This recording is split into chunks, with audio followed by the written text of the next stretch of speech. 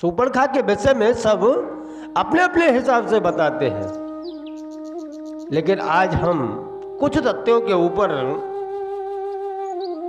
विचार करेंगे कि सुपर्णखा का क्या हुआ।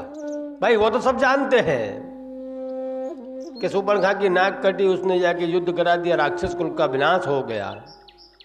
लेकिन कुछ गुण रहस्य ऐसे भी हैं जो समाज को नहीं पता है।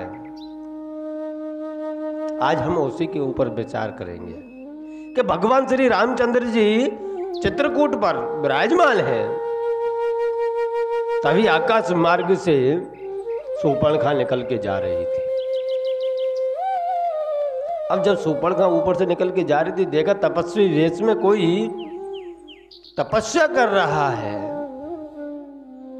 तो वहां सुपर्णखा मोहित हो गई है। भगवान राम के ऊपर मोहित हुई है, प्रेम जागृत हुआ है। नीचे उतरी और भगवान को कह रही है कि आप मेरे साथ में शादी कर लो। तो भगवान ने पहले तो उससे परिचय पूछा कि हे देवी, आप हो कौन और इस बियावान जंगल में कर क्या रही हो। तब सुपर्णखा ने कहा कि मैं रावण की बहन हूं, सुपर्णखा मेरा नाम है, और मुझे आपसे शादी करनी है। आप हो कौन, आपका परिचय बताइए। तब भगवान श्री राम ने स्वयं का परिचय बताया है कि मैं दशरथ पुत्र राम हूं, जो देवों जैसे बलशाली हैं, धर्म अनुरागी है, ऐसे राजा दशरथ का मैं पुत्र हूं। और रही बात शादी की, तो हे देवी, मैं आपके साथ में शादी नहीं कर सकता। क्यों?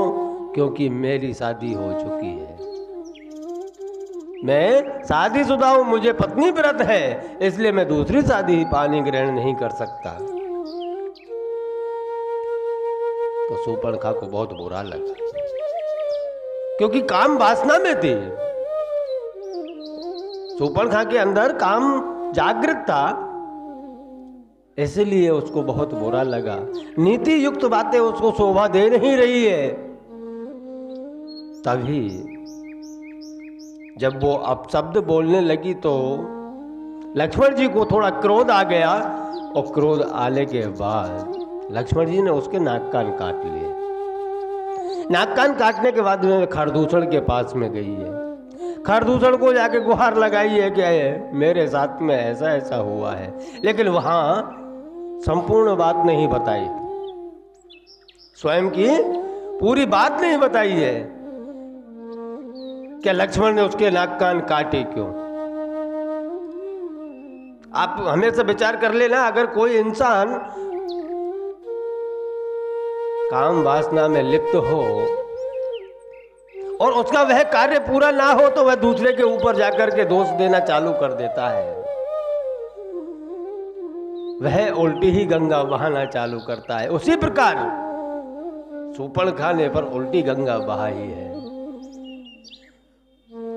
खरदूषण ने पूछा, बहन ये क्या हुआ, आपके नाक कान किसने काट लिए।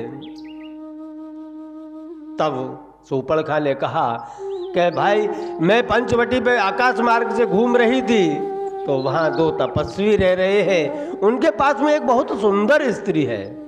मुझे लगा कि ऐसी स्त्री जंगल की जगह है, अगर लंका में हो, भैया रावण के पास में हो, तो लंका की शोभा बढ़ जाएगी। इसलिए मैं उस स्त्री को लेने गई, पर उन तपस्वियों ने मेरे नाक कान काट लिए। अब ये आपका धर्म है, भाई धर्म है कि आप क्या करते हो। आपकी बहन के साथ में ऐसा हुआ है, वो तो चढ़ा दिया खरदूषण को। खरदूषण दोनों 10,000 की सेना लेकर के गए। दो तपस्वियों को जीतने के लिए पूरी राक्षस सेना उनके साथ में गई है, लेकिन वहां भगवान श्री राम ने अपनी माया फैलाई है और एक दूसरे को राम नजर पड़ने लगे हैं। प्रभु की माया तो देखिए आप कि कैसी माया फैलाई कि राक्षस भी एक दूसरे में राम देख रहे हैं। इधर खरदूषण का वध हुआ है, शूर्पणखा को पता चला है कि खरदूषण को मार दिया गया है। शूर्पणखा लंका पहुंची, जो बातें खरदूषण को सुनाई वही बातें रावण के सामने जाकर के रखी है और रावण को भी चढ़ा दिया गया है कि उनके पास में एक स्त्री ऐसी है। अब आप विचार खाली स्वयं विचार कर लेना कि कोई कामी पुरुष अगर आपको चढ़ा रहा है और आप उनकी बातों में आ जाए तो सर्वनाश होने वाला है। स्वयं के विवेक के आधार पर चलने वाले कभी गलत मार्ग नहीं पकड़ सकते। लेकिन रावण ने पूछा कि खरदूषण तो थे, तुम जाकर खरदूषण को क्यों नहीं बताया? तब शूर्पणखा ने कहा कि खरदूषण को भी उन लोगों ने मार दिया है। रावण को थोड़ा विवेक हुआ है और कहा है कि खरदूषण मोई संबलवंता मार सके नहीं बिन भगवंता, कि खरदूषण मेरे समान बलशाली है, उनको बिना भगवान के कोई मार नहीं सकता। जरूर भगवान का अवतार हो चुका है। ये थी शूर्पणखा जिसने पूरे पूरे कुल का नाश करवा दिया। लेकिन अभी शूर्पणखा का हमारा बहुत सी जगह रहस्य ऐसा भी आता है कि रावण ने शूर्पणखा के पति को मार दिया था, इसलिए रावण को श्राप दिया था कि तेरे कुल का नाश मैं ही कराऊंगी। और दूसरी गुप्त बातें ऐसी आती हैं, लौकिक कथाएं आती हैं कि जब नाक कान कट गए, लंका विजय हो गई, भगवान राम ने लंका को विजय प्राप्त कर लिया, तब उस शूर्पणखा का क्या हुआ, ये सोचने जैसी बात है। उसके बाद में शूर्पणखा अपना मुंह ढक करके, क्योंकि जिसके नाक कान कटे हुए हों वह समाज के अंदर जाएगा तो कैसा लगेगा, विचित्र लगता था। इसलिए शूर्पणखा स्वयं के नाक कान ढक करके, मुंह बंद करके वहां से निकल गई, लंका से निकल गई और शुक्राचार्य जी के पास में पहुंची, जो राक्षसों का कुलगुरु था। उनके पास में पहुंच गई, उनको पूरी कथा सुनाई तो शुक्राचार्य जी ने उसको एक स्थान दिया, आश्रम में रखा। और शूर्पणखा ने शुक्राचार्य जी से प्रार्थना की कि हे प्रभु, हे गुरुदेव, कुछ ऐसा कीजिए जिससे हमारा यह राक्षस कुल कभी समाप्त ना हो। तो शुक्राचार्य जी ने घोर तपस्या की महादेव जी की। महादेव जी प्रसन्न हुए, प्रसन्न होकर के महादेव जी ने शिवलिंग दिया, शुक्राचार्य जी को एक शिवलिंग दिया कि आप इस शिवलिंग को बचा करके रखना, जब तक यह शिवलिंग सुरक्षित है तब तक तुम्हारा कुल जीवित रहेगा, नहीं तो सर्वनाश हो जाएगा। इस शिवलिंग के ऊपर कभी पूजा नहीं होनी चाहिए।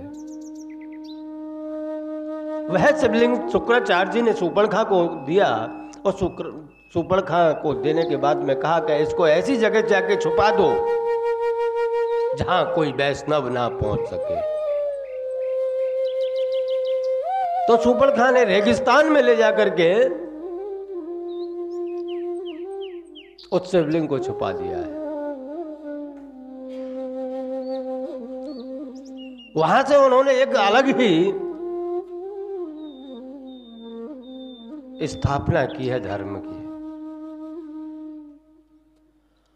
अब उस स्थापना से धर्म आगे बढ़ता गया। शूर्पणखा का धर्म अभी भी लोग निभाते हैं। शुक्राचार्य जी को अभी भी लोग बाग मानते हैं, क्योंकि